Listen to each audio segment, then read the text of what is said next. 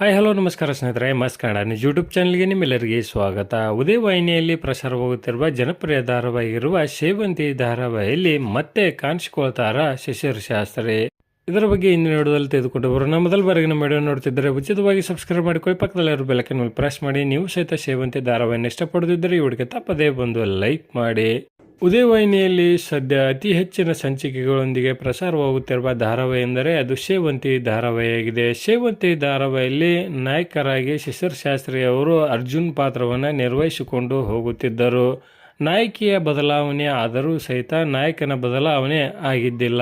ಆದರೆ ಶಿಶಿರ್ ಶಾಸ್ತ್ರಿ ಅವರು big boss season 11ಕ್ಕೆ ಹೋಗಿರುವ ಕಾರಣಕ್ಕಾಗಿ ಆ ಪಾತ್ರ ಬದಲಾವಣೆಯಾಗಿತ್ತು. ಇದೀಗ ಶಿಶಿರ್ ಶಾಸ್ತ್ರಿ ಅವರು ಬಿಗ್ ಬಾಸ್ ಸೀಸನ್ 11ರಿಂದ ಹೊರ ಬಂದಿದ್ದು ಪ್ರೇಕ್ಷಕರು ಮತ್ತೆ ಅರ್ಜುನ್ ಪಾತ್ರದಲ್ಲಿ ಅವರನ್ನು ನೋಡಲು ಬಯಸುತ್ತಿದ್ದಾರೆ.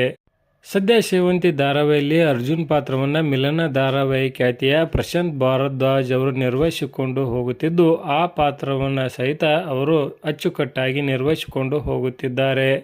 ಹೀಗಾಗಿ ಸದ್ಯದ ಮಟ್ಟಿಗೆ ಶಿಶಿರ್ ಶಾಸ್ತ್ರಿ ಅವರು ಮತ್ತೆ ಸೇವಂತಿ ಧಾರಾವಾಹಿಯಲ್ಲಿ ಅರ್ಜುನ್ ಪಾತ್ರವನ್ನು ಮಾಡಲು ಬರುವುದು ಬಹಳಷ್ಟು ವಿರಳ ಎಂದೇ ಹೇಳಬಹುದು.